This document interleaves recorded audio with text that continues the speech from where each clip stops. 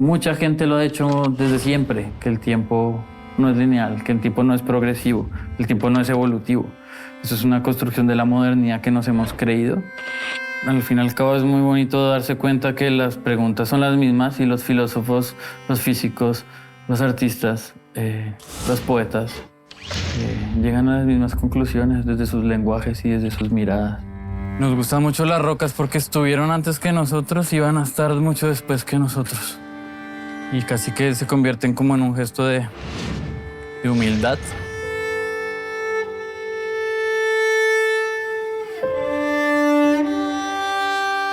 Bienvenidos a este nuevo episodio de Extramuros desde Madrid, en el barrio de Úsera, con el artista colombiano Nicolás Bonilla. Muchas gracias por recibirnos acá. Nada, un Nicolás. gusto. Qué alegría que vengan por aquí a saludarnos. Gracias.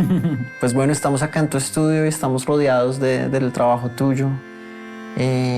Quisiera empezar preguntándote sobre estas obras que hoy nos acompañan acá. Vale, pues nada, digamos, esto es parte de un proyecto de muy largo aliento que llevo haciendo ya 12 años aproximadamente. Principalmente de mi medio y lo que yo hago es cerámica. Entonces todas estas piezas que se ven aquí en el estudio son rocas hechas en cerámica, diferentes técnicas, diferentes cocciones, diferentes formas de moldear y sobre todo diferentes arcillas. Entonces, pues mi trabajo casi siempre lo trato de exhibir así, ¿no? Como si fueran gabinetes de curiosidades o museos científicos en donde la acumulación es importante y en donde las formas de clasificación y organización pues para mí son claves. Entonces siempre se ven como muchas rocas y siempre mis espacios y talleres están así rodeados de objetos todo el tiempo. Entonces, a mí me interesa mucho la exploración del material, como que mi trabajo es muy matérico y es una reflexión también sobre el proceder y sobre las posibilidades plásticas de la materia. Como mi proyecto y todo mi interés es alrededor de estas relaciones entre arte, ciencia, arte, geología. Entonces muchas veces trato no solo de usar el material que viene de la tierra y finalmente pues se convertirá en roca, esta arcilla, sino también de emular los procesos pues, de la naturaleza. Entonces, en este caso son muchas capas muy finas, muy delgadas de diferentes porcelanas, tratando precisamente de pensar en cómo se forman las rocas y cómo las estratigrafías pues son, al fin de cuentas, como testigos de temporalidades.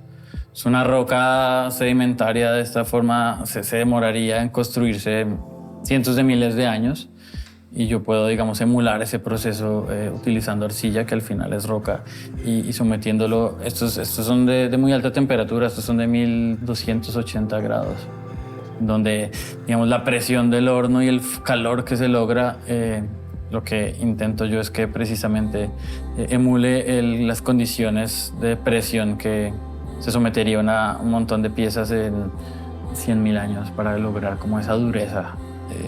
Entonces, pues, me gusta mucho investigar en los procesos. Soy muy técnico y muy investigador, no solo, digamos, en términos teóricos, sino sobre todo en las posibilidades del material. Estar siempre jugando con el material para mí es clave.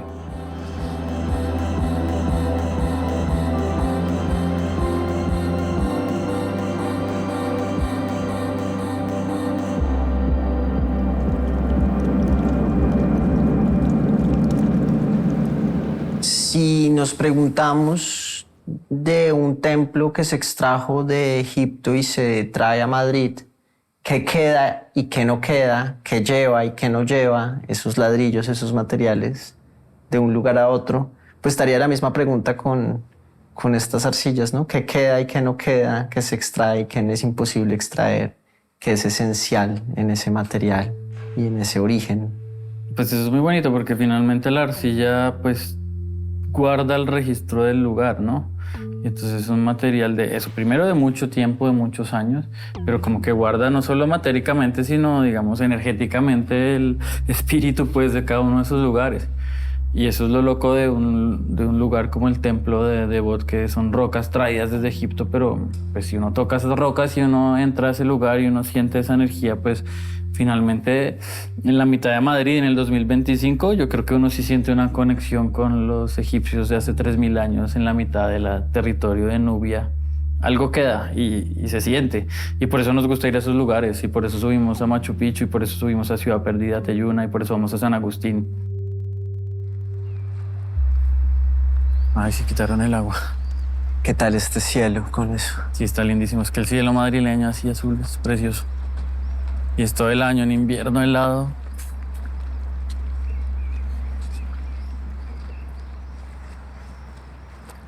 Debe tener también como una disposición que la sombra, o sea, tiene como, ¿cómo se dice? En los puntos cardinales o algo, ¿no? Como Sí, eso fue lo único que lograron respetar un poco y lo pusieron mirando a poniente. Entonces el sol cuando cae, porque pues este templo está dedicado a Amón, al rey de la creación, que es el rey del sol. Y entonces sí, efectivamente, lo único que respetaron y que hicieron más o menos bien al traerlo fue ubicarlo, que cuando cae el sol pues le da la cara a su Dios, y es como la única relación que aún sigue teniendo pues con él. ¿Cómo es que era la historia entonces de la llegada de este templo a Madrid? Pues es que esta es una historia muy loca en primer lugar porque esta montaña tiene muchísima historia, ¿no? Entonces tiene lo que les decía ahora. Tiene muchas capas de información. Hay hallazgos arqueológicos íberos, que son los pobladores antes de los romanos. Luego hay hallazgos romanos. Luego hay algunas tumbas visigodas que fueron los que sucedieron a los romanos cuando cayó el imperio. Luego fue pues, parte central de todo el mundo árabe, el imperio al-Andaluz. Y bueno, y este templo llegó en el año 1970. Fue traído de una región al sur de Egipto que se llama Nubia, una región muy importante porque ahí es como uno de los lugares centrales del origen de los humanos y de las civilizaciones. Y en 1968 hicieron un proyecto de una represa muy grande, la represa de Aswat, y hicieron un llamado a la UNESCO Egipto porque iban a inundar todo este lugar y se iban a enterrar, pues ahogar un montón de templos. Entonces el llamado lo recibió España, Italia, Estados Unidos y Holanda. Y Egipto le regaló un templo a cada uno de estos lugares que, digamos, que apoyó el proceso de restauración y de salvamento de todos estos templos. Entonces este templo llegó, básicamente lo desarmaron ladrillo por ladrillo, bloque por bloque. Lo montaron en un barco que llegó a Valencia y lo trajeron acá con unos planos. Que más hay un montón de historias porque los ladrillos estaban marcados, pero al final no cuadraban muy bien. Eran 2.380 bloques con los que llegaron. Entonces, a mí me da mucha curiosidad pensar en eso, ¿no? Como una Astralandia, como un Lego, como se trae de repente un templo egipcio al centro de Madrid y llega y es totalmente anacrónico y totalmente ahistórico, pero pues ya se ha convertido en parte de la ciudad y es un lugar central de Madrid. Que esos lugares nos llaman y particularmente me interesan porque esos lugares están construidos con roca y la roca es como esa fuente energética que le da fuerza a esos lugares. Las pirámides, ¿no? En México también es lo mismo, o las cabezas olmecas, como que más allá de la imagen, su materialidad es tan fuerte que yo creo que tiene ese poder de conexión con el pasado que muy pocos materiales lo tienen. Eso me interesa mucho. Y emularlo y reproducirlo para mí es pues un juego, porque finalmente es como jugar a hacer rocas, es una cosa medio absurda. Sobre todo hacerlo por 12 años y sobre todo como para qué. Pero creo que el arte permite eso, hacer cosas que no tienen sentido y menos mal.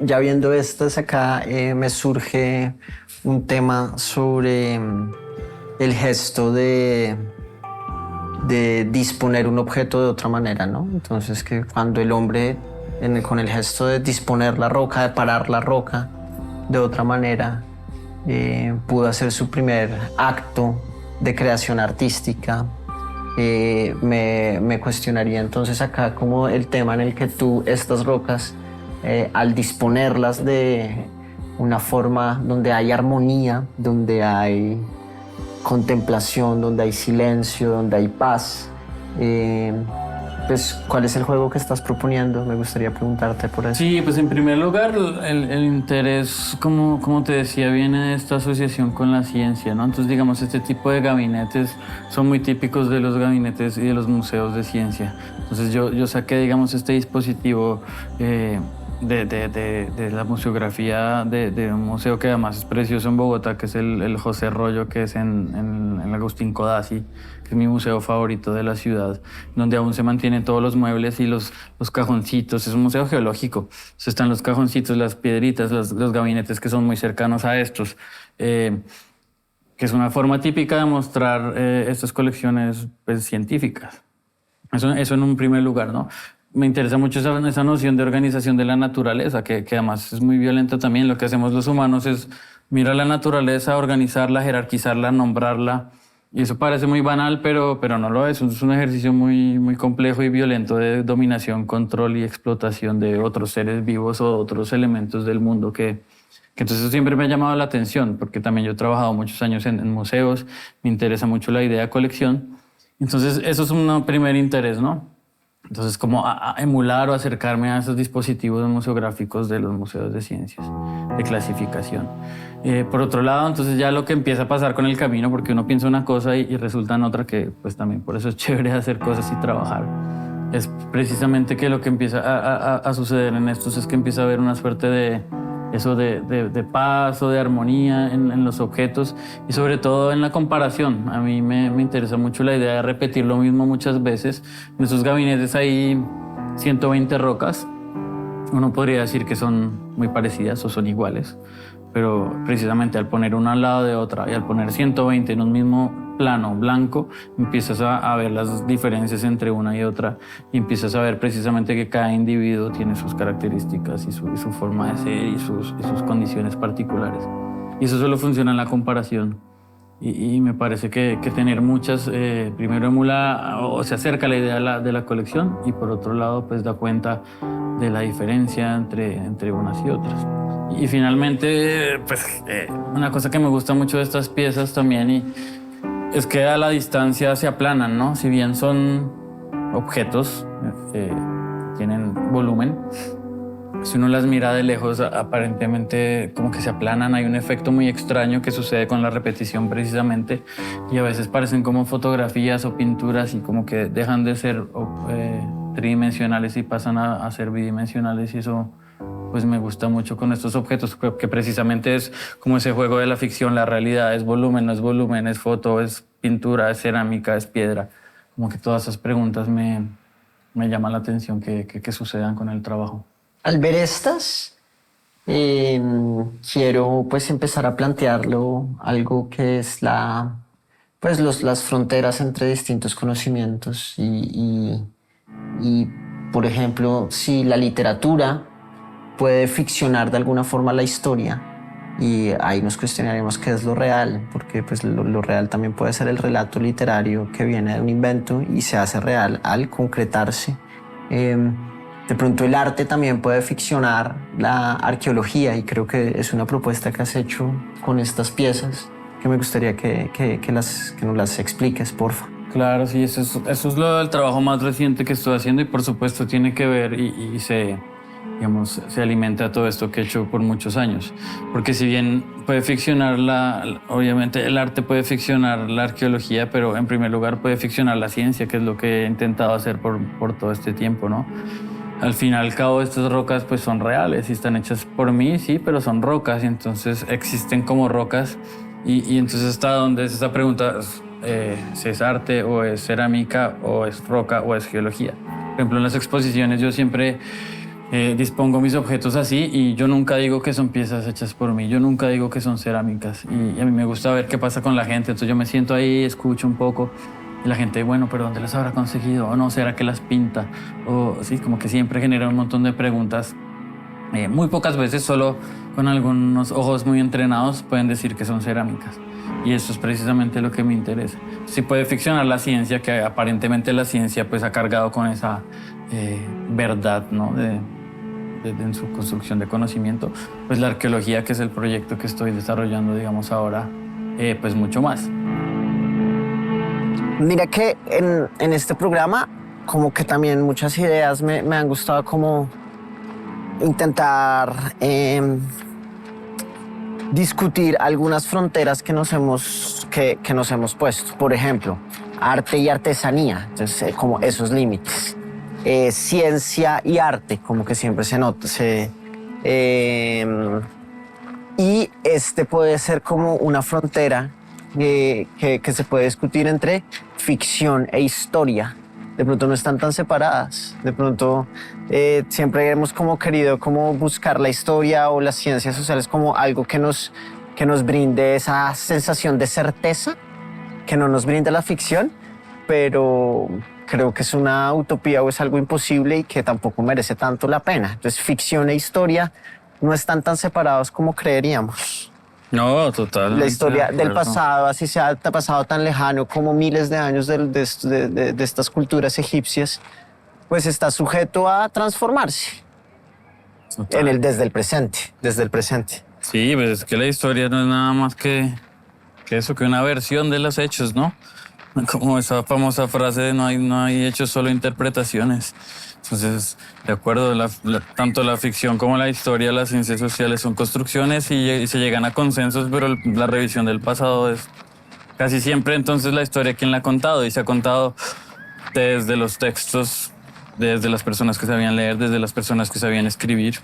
Entonces siempre ha quedado como todo un hueco gigantesco en la historia que precisamente algunos objetos arqueológicos dan cuenta de esos lugares y personas que no podían escribir o leer, sino que manifestaban sus cosas en la arquitectura, en los objetos y en las formas sobre todo de cómo enterraban a sus muertos. Las prácticas funerarias son claves como en el mundo de la arqueología. Pero sin duda, y esta es una reconstrucción de la historia, ¿no? Entonces esto tiene 3000 años, de repente lo van a hundir, lo desarman, lo traen y empieza una nueva historia, ¿no? Una nueva historia en otro lugar, y eso lo hace pues muy particular. Ahora entonces es un centro turístico, pero es un centro, también se siente pues la fuerza de este lugar. Es el único de los 4 templos que está en exterior. Los otros 3 están dentro de los museos. Y ha habido todo un debate para ver si lo protegen, si le hacen un techo, porque pues también, digamos, esto tiene unos temas de conservación. Protección, exacto. Interesante que hablemos, pues empecemos para nutrir el programa y dar contexto como de tu recorrido pues personal acerca de tu formación. Pues vienes de una formación, tú no estudiaste arte, estudiaste historia, ¿no? Sí. Entonces te adquieren otras herramientas. Soy historiador y me dediqué mucho tiempo a precisamente trabajar en proyectos arqueológicos. En el Instituto Colombiano de Antropología e Historia trabajé 10 años. Y bueno, digamos que siempre hice arte, pero como una cosa secundaria. Mi ocupación inicial, digamos, primordial fue el tema de museos. Y allí sí, pues mi formación se dio más como en las ciencias sociales y alrededor de la idea del coleccionismo, del guardar, de la protección. Y en esa medida, pues la cerámica se convirtió en una fuente pues clave, ¿no? De mi trabajo como investigador, pero pues como artista. Entonces, yo, digamos, soy ceramista y tiene esa conexión clave con el mundo de la arqueología. La cerámica es el material por el cual conocemos el pasado, básicamente. La cerámica y la roca como pues este templo. Entonces sí, digamos que yo llegué al arte tarde en mi vida. Digamos que formalmente ya pasados los 30 años fue que decidí y empecé a hacer arte como profesión. Pero fue un camino diferente que precisamente me dio como otras fuentes de información, otras formas de proceder, otras formas de entender el campo. ¿En qué se diferencian? O sea, ¿dónde sí se cruzan? Ahorita que te hablaba de los límites y las fronteras, pues que te mencioné lo de historia y ficción, pero en el de metodológicamente, el artista y el historiador o el arqueólogo, ¿en qué se pueden cruzar y en qué se pueden o deben diferenciar, creerías? Pues yo creo mucho en lo interdisciplinario. A mí pues siempre me ha parecido que cualquier forma de conocimiento simplemente es una forma de entender y acercarse al mundo y responder las mismas preguntas que hemos tenido. Entonces la física, la filosofía, las matemáticas, la historia y el arte tratan de responder las mismas preguntas, las esenciales que todo el mundo ha tenido en toda la vida, los mismos humanos en cualquier lugar en Egipto hace 3000 años o en Madrid en el 2025. Entonces, claro, sus metodologías son diferentes, pero sus preguntas son las mismas. Y yo considero la práctica artística como una construcción de conocimiento, más allá de una construcción de objetos o de imágenes o de cosas lindas para decorar o para que la gente vea y satisfaga, digamos, su ojo y su mirada estética. El arte pues es un método de conocimiento y una forma de entender el mundo y de ahí el pasado también. Entonces sí, digamos, la historia, la arqueología puede pensar el pasado a través de los textos, de las fuentes históricas y el arte pues a través de una mirada un poco más creativa. Lo que a mí me gusta del arte es que tiene más licencias, tú puedes jugar más y obviamente con rigurosidad, pero tú puedes jugar más y puedes darte el lujo de mezclar cosas, de decir cosas que no necesariamente tienen que tener un fundamento, de seguir algunas intuiciones que no tienen que tener un soporte como lo deben tener en otras disciplinas. Y esa libertad que tiene el arte permite decir unas cosas que otras disciplinas no lo pueden hacer y de ahí como la ventaja que tenemos.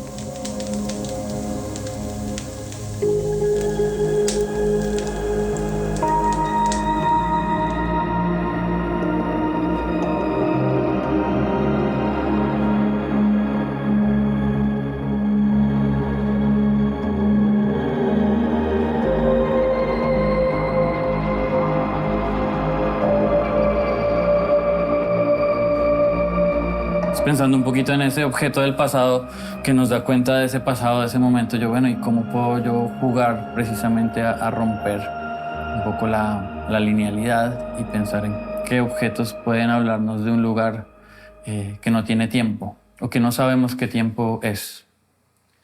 Entonces, pues lo primero que hace un arqueólogo cuando encuentra un objeto en un hallazgo es datarlo y tratar de ubicarlo dentro de una línea temporal, ¿cierto? Entonces lo primero que hacen es, o fue hace 2000 años, o fue hace 1000, y hay una obsesión muy grande de los arqueólogos, una obsesión un poco cientifista de ubicar los objetos en esa línea temporal lineal, sabiendo pues que el tiempo no es ese, y que el tiempo es una construcción histórica, y que desde otras disciplinas, como la física sobre todo y las ciencias naturales, desde hace 150 años los físicos dijeron el tiempo es relativo, el tiempo no existe, el tiempo es una construcción, hay tiempos paralelos, hay agujeros negros, hay agujeros de gusano, hay miles de posibilidades. Pero me da mucha curiosidad, yo siendo historiador y trabajando en arqueología mucho tiempo, cómo las ciencias humanas todavía siguen ancladas a una noción de tiempo lineal.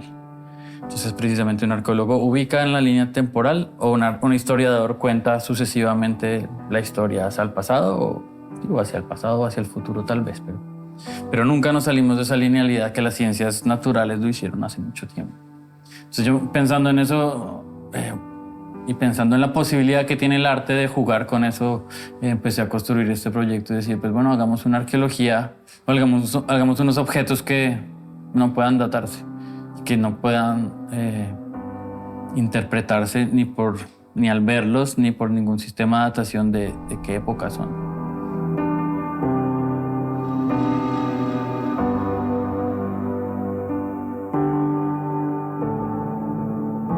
El artista, como cualquier otra disciplina, se carga de información de lo que está sucediendo, de todo lo que muchas otras personas hicieron en el pasado. Es una construcción colectiva. Un artista solo en su taller, pues no pasa nada, se queda allí. Y estoy totalmente de acuerdo, es que es una práctica que se nutre de muchísimo tiempo, muchísima historia y es una mirada que también es construida por un pasado. Pero ahora hablaste de algo que me parece muy importante tocarlo. Este programa se ha planteado como hacer un cuestionamiento filosófico hacia el valor de la imagen. Pero tú me acabas de hacer caer en cuenta que es que esa imagen que se ve es simplemente una pequeña parte, una punta del iceberg que está conteniendo muchas cosas que no se ven. Sí, No, sí, no, sí. no, no. Y creo que en esas cosas que no se ven, pero que carga ese objeto, es donde está realmente el valor artístico de algo. Yo creo que sí, totalmente de ¿Qué es eso acuerdo. que no se ve? ¿Qué es eso que carga y que no se ve? Eh, pues la investigación y el proceso y el trabajo. Yo creo que sí, si bien también es curioso que estemos hablando de esto aquí, entonces tú me puedes preguntar, ¿y qué tiene que ver esto con lo que tú haces? Y yo precisamente, ¿y qué tiene que ver con que yo vengo cada 5 o 6 días a este templo o allí a unas ruinas de la guerra civil que queda muy cerca? Y finalmente yo, digamos, no hago fotografías de estos objetos, ni los reproduzco, ni simplemente son formas de alimentar y entender precisamente esas construcciones culturales y construcciones históricas del pasado. Eh, entonces, sin duda, hay un trabajo gigantesco siempre en los artistas y en la medida en que se entiende la práctica artística como una construcción del conocimiento, creo que es donde se puede empezar a reevaluar que es que lo importante es esa construcción del conocimiento, es ese trabajo, es ese camino. Y el resultado final puede ser muy importante, puede ser muy bello, puede ser muy conmovedor, eh, pero es una punta muy pequeña y es un resultado que a veces da cuenta del proceso, pero casi nunca, digamos, le hace justicia a todo el trabajo y todas las horas y toda la energía vital que requiere pues pensar y construir, como en cualquier otra disciplina. Yo creo que, que es lo mismo llegar a resolver una ecuación física, es el resultado final, pero lo importante es esa persona que le dedicó décadas y décadas a entender el modelo matemático, a entender el proceso, a entender el mundo. El resultado puede ser eso, pero lo importante es el camino, ¿no?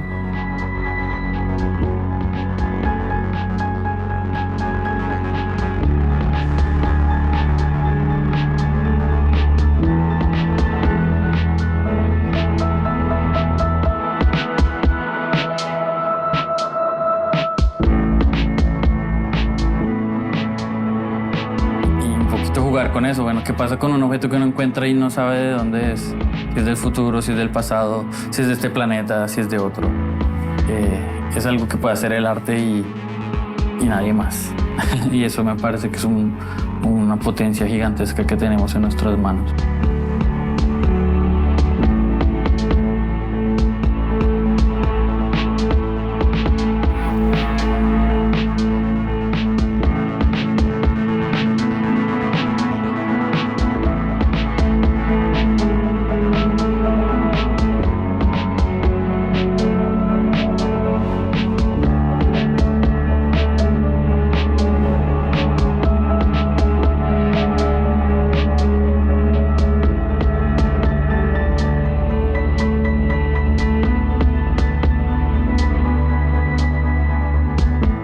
Pero no se completa la obra de arte hasta que no haya un receptor, yo creería. Bueno, eso es una... Yo creería, así como cuando que dicen no hay sonido, si no hay alguien que complete el circuito sonoro que lo reciba, si se cae un... Sí, el árbol en el bosque. Sí, exacto. No hay transmisión si no hay alguien que lo reciba. O sea, no hay arte, porque el arte está en esa transmisión de eso que no se ve. Es el objeto por sí solo, si no hay alguien que lo reciba. Me causa esa reflexión. Si nadie lo ve, ¿se está completando? Bueno, pues esa es una de las grandes preguntas, sí, ¿no? Y hay ese texto muy bonito de la obra de arte maestra desconocida de Honoré de Balzac, que es precisamente el gran maestro que ha hecho la pintura más increíble toda la vida, pero nunca nadie la ha visto. Pero él dice, y todo el mundo dice que es la obra más importante de toda la humanidad. Y entonces, pues esa es una gran pregunta. Pero si tenemos en cuenta que pues lo que estamos diciendo ahora, ¿no? Que de repente el resultado final no es como el 100% y lo más importante. Yo creo que la información se transmite de otras formas que no necesariamente es como en esa relación observador y productor a través de un objeto de arte. De repente en el compartir, en la cotidianidad, en el enseñar, en lo que hablábamos ahora, la transmisión del conocimiento, si es un oficio, por ejemplo. No sé, Claro, yo- ahí hay una información acá. no hay una información que se transmite, una forma de ver el mundo que, sí, en la relación de, pues, con los hijos, y si los artistas son padres o madres, o hijos, o también serán hermanos, serán amigos. O sea, yo veo la práctica artística también como un estilo de vida y como una forma de ver el mundo. Entonces no necesariamente lo debes comunicar con tu obra y con tu trabajo, sino con el hacer y con la cotidianidad y con el estar. Es una forma de estar particular. Tenemos la suerte de tener tiempo de pensar en todas estas cosas. Tenemos razón. Tener tiempo, ¿no? Y entonces ahí entra otro dilema que ya lo hemos ido tocando, ¿no? Que es cómo definir el tiempo, cómo interpretar el tiempo, cómo estar en el tiempo. Eh, sí, qué tan real es o qué tan... Volvíamos, y ahorita hablábamos que la historia se puede ficcionar, pues eso nos hace pensar en qué tan real es el tiempo. Sí, pues precisamente por eso me interesaba y me gusta mucho venir acá a este lugar, porque como les decía ahora, esto tiene una historia larguísima con muchas capas de tiempo, ¿no? Y precisamente el ejercicio del Templo de Bod me parece un ejercicio muy puntual de lo que estás haciendo, que implica traerse un lugar desde Egipto, un lugar que tiene 3000 años, y emplazarlo en otra ciudad de Madrid. Y eso da cuenta precisamente de la ficción, y de la ficción de la historia, y de la ficción de la construcción. Y en esa medida el tiempo, sin duda, pues el tiempo es lo que nos rige, y le confiamos toda nuestra fe y nuestra organización y nuestros calendarios y nuestra vida. Pero se nos olvida precisamente que es una construcción social para organizar el mundo. Obviamente hay ciclos naturales, existe el día, existe la noche, existen los cultivos, los tiempos de los cultivos, ¿cierto? Eh, pero el tiempo sin duda es una construcción, y la forma en que lo vemos es totalmente ficcionada. Sí, y el tiempo para unos es diferente del tiempo para otros.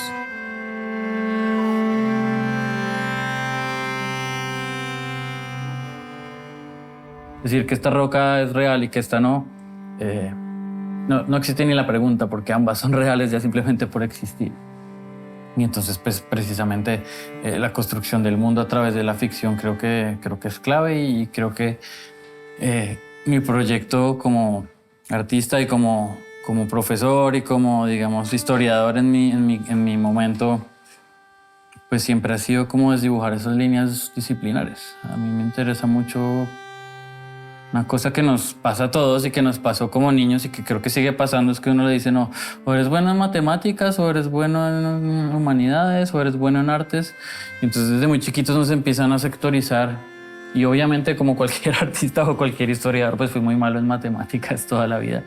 Y me da una tristeza después de ya siendo mayor y acordarme de todos esos procesos, como me perdí porque fui mal enseñado. Pero esa sectorización también siempre está como con un supuesto propósito para decirte, esto te va a ayudar a que tú te ganes la vida. Claro. Y eso ahí creo que hay un dilema filosófico, y de pronto el artista puede ser una vaina contracultural y asumir políticamente yo me voy a ganar la vida, que es un término bastante feo, me parece. Sí, es complejo. Eh, Sí, tiene una noción empleando mi utilitaria. tiempo de esta forma, ¿no? Claro, Sí, claro. entonces, Sí, tiene una noción utilitaria, y esa sectorización, obviamente hay disciplinas que dan más dinero y que en teoría son más útiles. Pues no va a decir que un médico no sea necesario. Pero también es, creo que una condición ahí mucho más ideológica también, ¿no? De para qué unas disciplinas y para qué otras.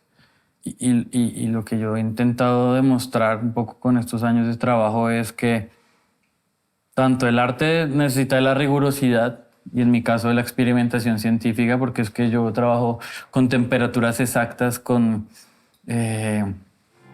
grameras para medir exactamente la cantidad de óxido de cobalto que yo necesito para tener este azul. y yo registro todo en libretas, casi que como una experimentación científica. Entonces el arte necesita rigurosidad y por otro lado, pues que sería de los inventos científicos más importantes sin creatividad y sin gente ahí experimentando desde la creatividad en sus laboratorios o pues qué más bello que el lenguaje matemático, que eso es pura, pues es un lenguaje de ficción que es una poesía pues preciosa, ¿no?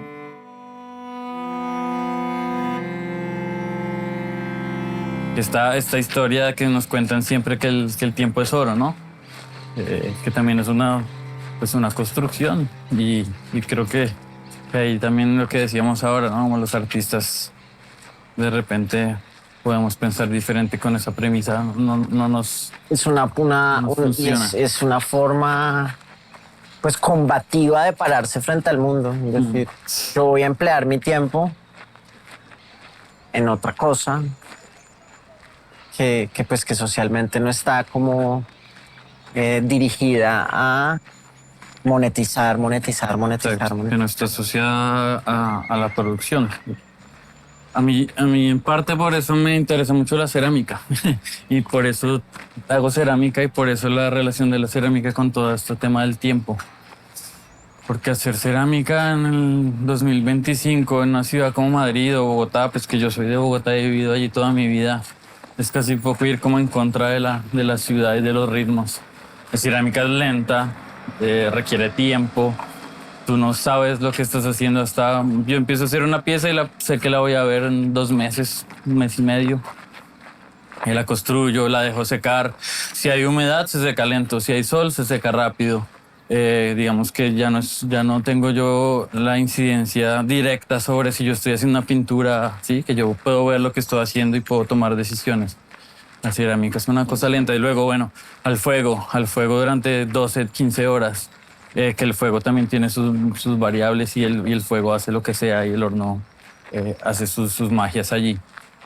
Entonces, siento como una forma de resistencia hacer cerámica, porque es ir en contra de los ritmos veloces de nuestras ciudades y de los resultados inmediatos y de los resultados rápidos de la cerámica. Es muy difícil y muy frustrante. Mucha gente le gusta hacer, mucha gente se mete a cursos de cerámica y los que resistimos y nos quedamos ahí somos muy pocos.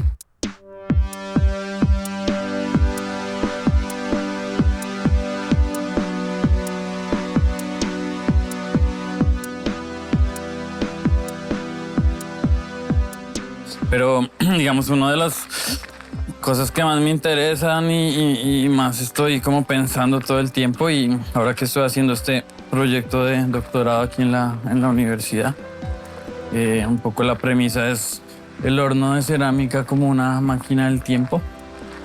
Entonces, como la arcilla es roca que por miles de años de erosión de viento y aire y agua, perdón, esta roca se volvió arcilla, ¿no? Tiene que pasar 10.000 años para que una roca se degrada y se vuelva arcilla. Yo cojo esta arcilla, la pongo en el horno durante 10 horas y puedo devolver 10.000 o 20.000 años de tiempo. Y por eso hago rocas, por eso me gusta hacer rocas en cerámica y por eso llevo haciendo 10 años rocas en cerámica, porque es un poco el gesto de volver a hacer roca lo que alguna vez fue roca. Pero en el fondo es también una discusión clave sobre la ficción y la realidad exacta. Entonces, en estas rocas de cerámica, que finalmente su materialidad es arcilla, entonces no hay como decir que estas rocas no son rocas, porque realmente lo son. La única diferencia es que los hago yo y no las hace la naturaleza. Entonces ahí empieza a dibujarse ese límite entre, bueno, qué es real y qué es no. ¿Esta roca es real o no es real? Pues la gran pregunta al final es si todo lo que hacemos los humanos, al nosotros ser animales, entonces es natural. Esta división entre lo artificial y lo natural pues se desdibuja todo el tiempo. ¿Y hasta dónde llevamos eso? Entonces el plástico, que siempre lo asociamos con lo artificial, pues no es más que dinosaurios diluidos por el paso del tiempo. Sí, o en este caso pues estas rocas hechas por mí.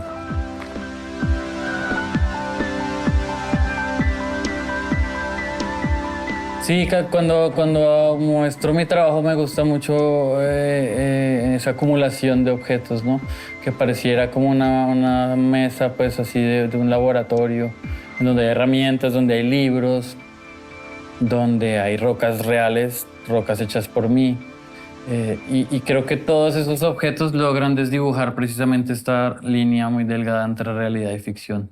Es muy curioso, pero pues yo trabajé muchos años en un museo y el poder que tiene una mesa, una luz, una vitrina, un pedestal.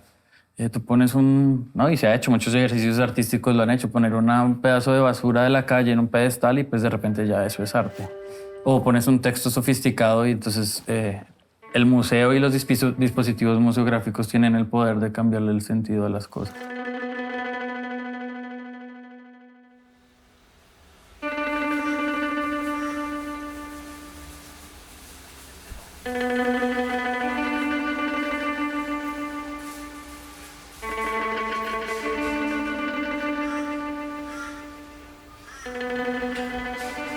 Pues nos encontramos acá, este monumento al libertador de Venezuela, Colombia, Panamá, Ecuador, Bolivia, Simón Bolívar.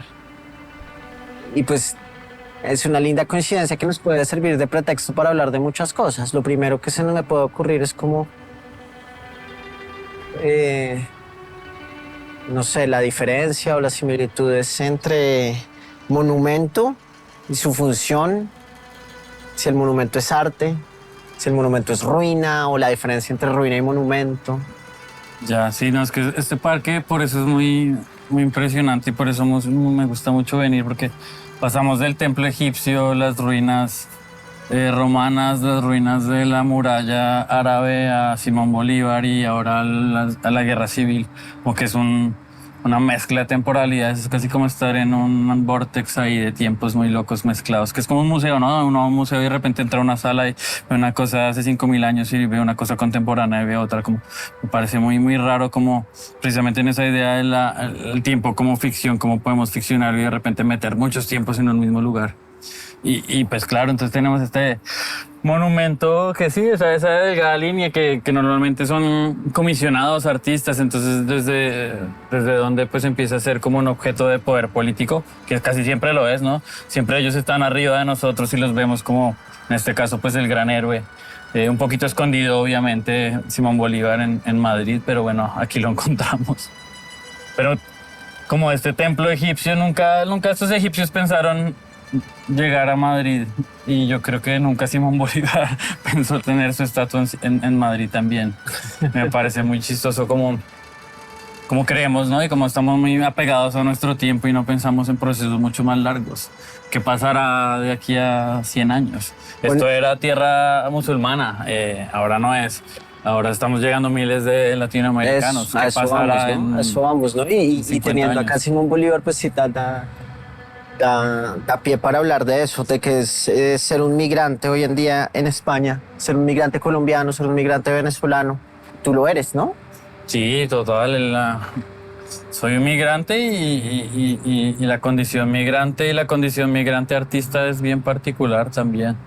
Es descolocarse un poco del lugar entonces las limitaciones son grandes y yo creo que pues más que limitaciones se vuelven formas de trabajar que se activan cosas que uno nunca en la vida habrá pensado que hubiera hecho. Creo que moverse implica pues pensar diferente.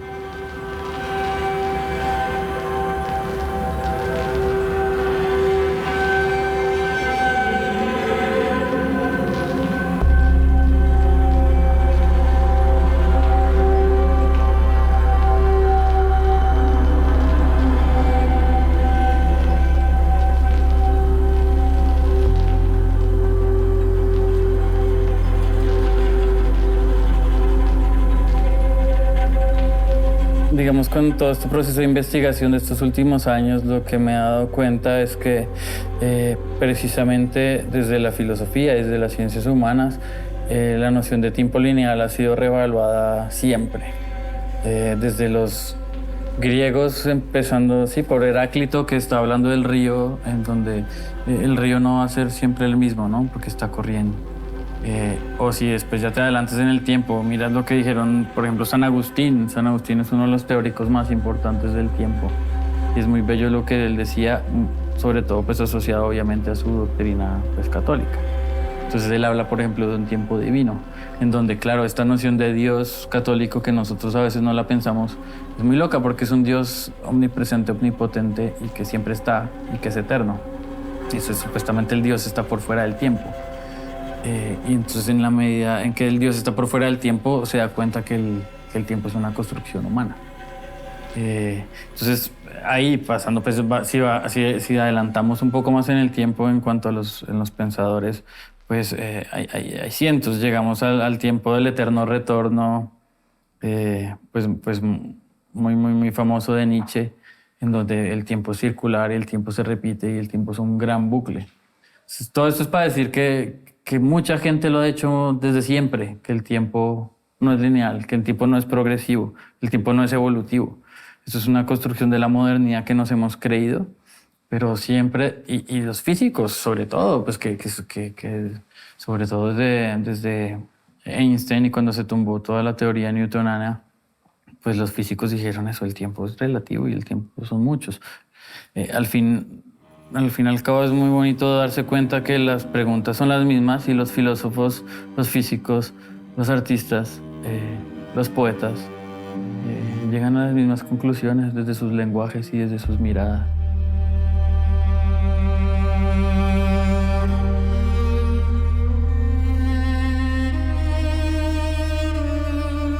Sí, pues estos búnkers son muy locos porque la batalla de la ciudad universitaria es mítica porque estos búnkers fueron de los falangistas, ¿no? Esto fue en 1936, la batalla fue muy temprano en la guerra civil.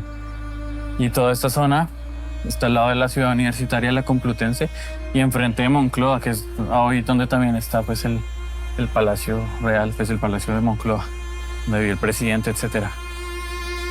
Y el ejército del aire, que es la Fuerza Aérea Española. Pues claro, este era un lugar clave.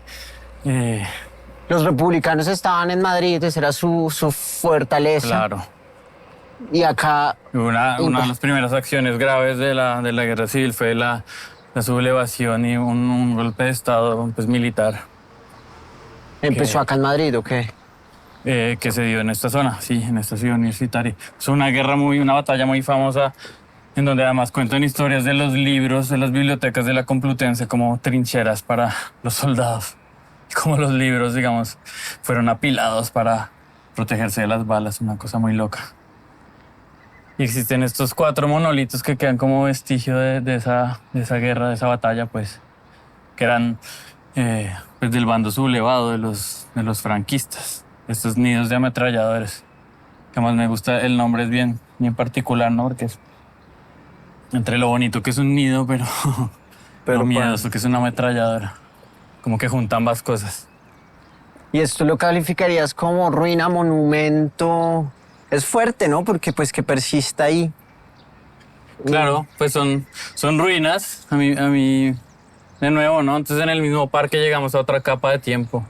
Otra capa de tiempo además hecho también con roca, que eso es parte de lo que me gusta y pues tiene ese vínculo con mi trabajo, ¿no? Tanto el templo como estos búnkers son hechos de piedra, como ese material duradero que será para siempre y que protege en este caso. Y quedan como testigos, que sí, es una cosa pues complicada, ¿no? Todos estos monumentos a las guerras son difíciles, como la decisión de dejar estas ruinas pues son complicadas, pero yo creo que también son importantes y que la gente sepa pues qué pasa acá y por qué están. Y más allá de su historia y lo que implican y lo terrible, a mí me gusta mucho porque tiene mucha relación con mi trabajo en cuanto a las formas que yo empleo para hacer mis rocas en cerámica. Digamos que desde hace muchos años que llevo haciendo rocas, mi forma predilecta siempre ha sido el monolito. Siempre ha sido esta forma alargada y alta que tienen estos mismos búnkers, ¿no? Y es un objeto, digamos, es una forma que está en todas partes, en todas las culturas, en todos los tiempos, en todos los continentes. Y para mí, precisamente, el monolito es otro de esos objetos que no tienen tiempo, que están en todas partes y que son casi que eternos. Y como que condensan como nuestra relación con la roca. Me gusta mucho el gesto, que así que para mí es un gesto performático de los primeros humanos levantando una gran roca con cuerdas y parándola. Es como un primer gesto artístico que es muy sencillo pero muy contundente, porque no eran tallados, ¿no? Sino simplemente el gesto de pararlo. Es la pregunta que hacías ahora, entonces, ¿qué? ¿Ese gesto vuelve una piedra inerte arte? Simplemente pararla, entonces ya se vuelve arte. Y sí, de alguna forma. Pues sí. Y es muy contemporáneo en el lenguaje pues, del mundo de las artes, ¿no? Porque no es construir un objeto, sino simplemente es el gesto de pararlo, me parece muy bello. Pero ahora que lo hablabas y que el material con el que están construidos y tu trabajo y la roca y me da a mí punto de pie para una idea que es hablar sobre el origen, ¿no? El origen de las cosas, el origen compartido, que también da para el tiempo. Y ese origen, ¿dónde está? ¿Dónde se encuentra? ¿Dónde lo rastreamos? ¿Hasta dónde llega ese rastro que nos ha dejado? Yeah. Y puede ser en los materiales, y puede ser en los elementos. Total, y en algunas relaciones que tenemos con los elementos de la naturaleza, que precisamente una cosa que hacemos todos los humanos, yo creo que es ir al río, al mar y robarnos una piedra y llevárnosla, ¿no? Como recuerdo del paseo, del viaje. Y esa relación con la roca que tenemos los humanos es eso, muy arquetípica. Es algo que tenemos todos en común, todos. Todos los humanos, los de ahora y los de hace 2 millones de años. Las primeras herramientas fueron de roca. Las primeras herramientas que nos lograron dar una dieta mejor y pararnos y crecer y pararnos en 2 patas. Y yo he pensado mucho eso, qué es lo que hace que nos sentamos tan atraídos por las rocas. Y bueno, hay muchas lecturas sobre el tema, ¿no? A mí la que más me gusta y más me parece linda es pensar que nos gustan mucho las rocas porque estuvieron antes que nosotros y van a estar mucho después que nosotros. Y casi que se convierten como en un gesto de humildad.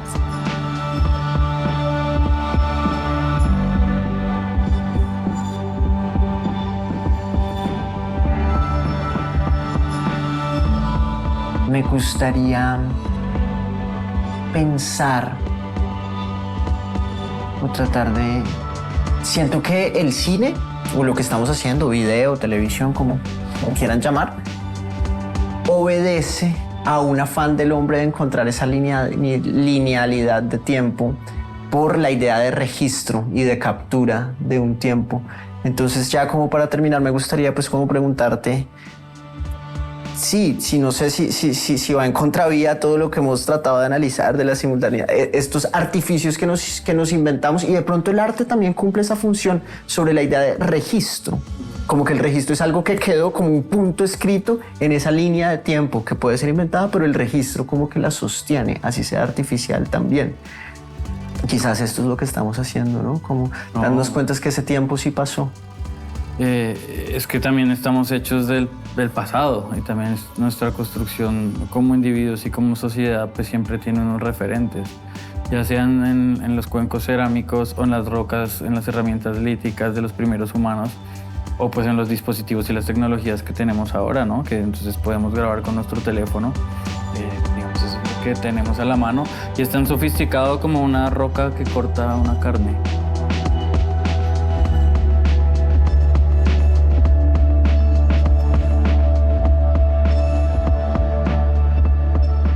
Al final, cuando cuentas la historia, lo importante es todo lo que pasó en el camino, todo lo que sufriste y todo lo difícil que fue, quién te acompañó y cómo lo preparaste. Llegaste, pero lo importante no es llegar, que sería, digamos, en la analogía, pues el objeto final del arte, sino lo importante es ese camino que se recorrió. Y sobre todo ese es el triunfo de los humanos sobre la naturaleza, que es casi como una cosa muy del mundo occidental moderno, ¿no? Esto no lo tienen otras culturas. Otras culturas saben convivir con la naturaleza muy diferente, pero nuestra forma de pensar eso occidental moderna es dominarla, controlarla, organizarla y ponerla a nuestro servicio. Y pues por eso estamos tan mal, porque se nos está acabando todo, porque creemos que todo es para nosotros. Y no entendemos precisamente eso. Y estos lugares pues son un poco testigos de esta cosa. Finalmente todas las guerras son guerras por territorio. Es casi que guerras por eso, por la montaña o por la roca. La que tú tienes o la que yo tengo, te la va a quitar, te la va a conquistar.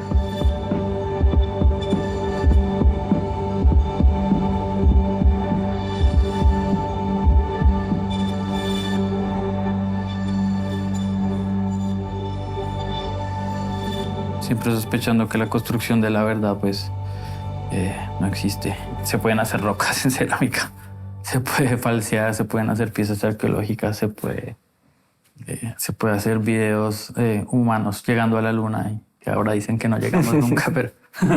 Bueno, pues Nico, así como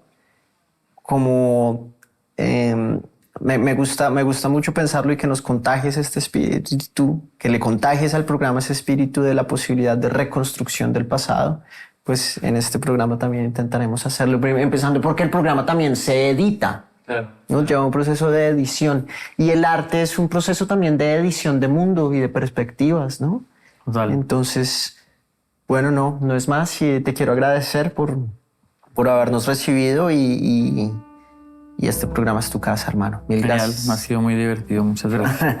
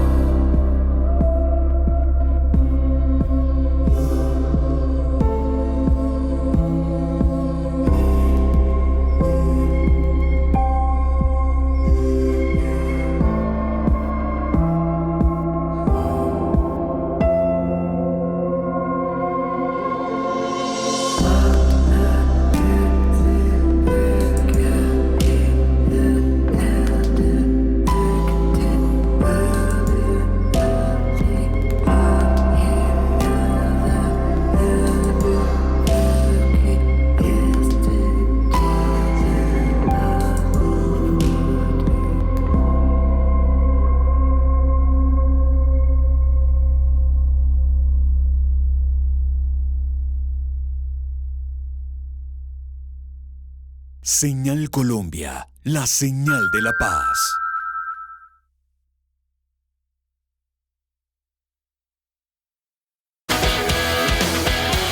Ministerio TIC,